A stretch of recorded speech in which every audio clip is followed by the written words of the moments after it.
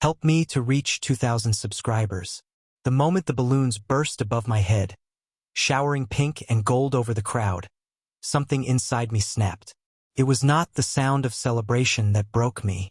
It was a single sentence whispered behind my shoulder, quiet enough to be a secret and sharp enough to cut through my skin. She said the father is someone in the family. My breath caught. My eyes darted across the room as if the truth might be written on the walls. Laughter floated through the air, light and joyful. People clapped. Gifts sparkled under warm lights. The scent of vanilla cake drifted around me. Yet I felt frozen, unable to move, unable to breathe. My gaze locked onto the pregnant woman. Sarah, my brother-in-law's wife. She was radiant in a soft peach dress, rubbing her belly in small circles like she was soothing the life inside her. She looked peaceful, content, untouched by the storm that had just erupted inside me. Then she lifted her eyes and saw me. Something flickered across her face. A quick panic, a silent plea, a shadow of guilt so raw it made my stomach twist. She looked away instantly, but it was too late. The fear was already there, the suspicion already alive, the truth already whispering. I told myself I was imagining things. I told myself to focus on the celebration. I told myself to breathe, until I saw him, my husband, Armin. He stood by the corner, stiff and uneasy, staring at his phone like it was the only safe place left in the world. He did not clap. He did not smile. He did not even pretend to be part of the happiness in the room. And when Sarah laughed politely at a joke someone made, his eyes lifted, straight to her. The air left my lungs. A small gasp escaped me, and my hand trembled around the glass I held. The connection between them was too familiar, too practiced, too intimate for strangers or even casual family. I felt my heartbeat in my throat, one slow, painful thud after another. A voice near me whispered again, softer this time. She said she made a mistake months ago. The room was spinning now. I steadied myself against the table, trying to keep my knees from giving out. A mistake. Months ago. Someone in the family. I felt the truth push against my chest like a weight demanding to be acknowledged. Not him. Please, not him.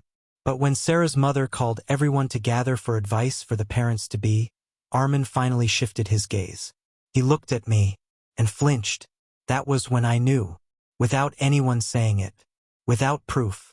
Without confession. I knew. The baby in her womb belonged to my husband. My vision blurred. My throat tightened. A ringing filled my ears as if the world was collapsing inward.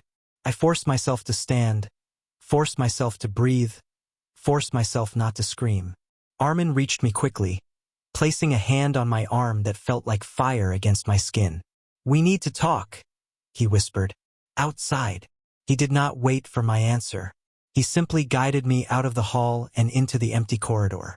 The door closed behind us with a quiet click that sounded like a sentence being sealed. His voice shook.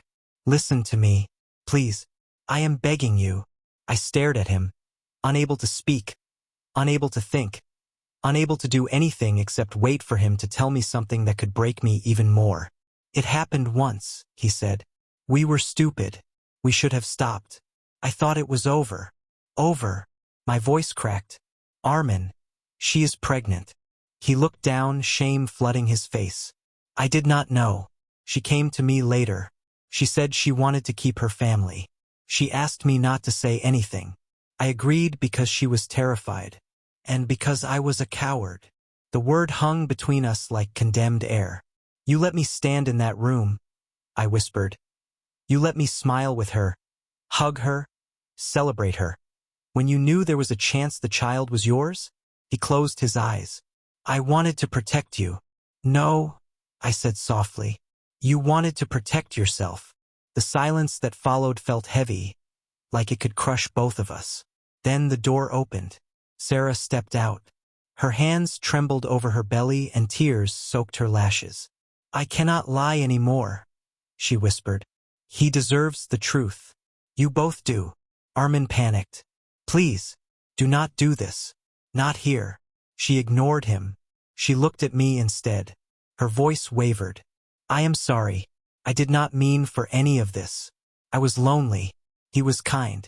I was weak. And now everything is falling apart. A single tear slipped down her cheek and landed on her dress. She placed her hand gently over her stomach.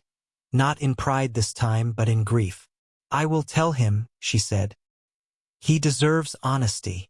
Armin turned to me, pleading. Stop her. Please. Think of the chaos.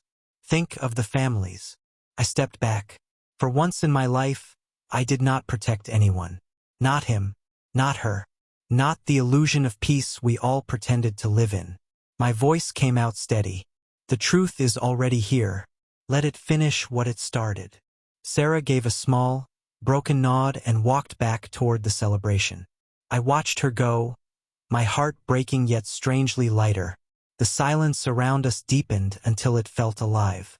Armin whispered, "Is this the end for us?" I met his eyes, and for the first time I saw the full weight of what he had destroyed.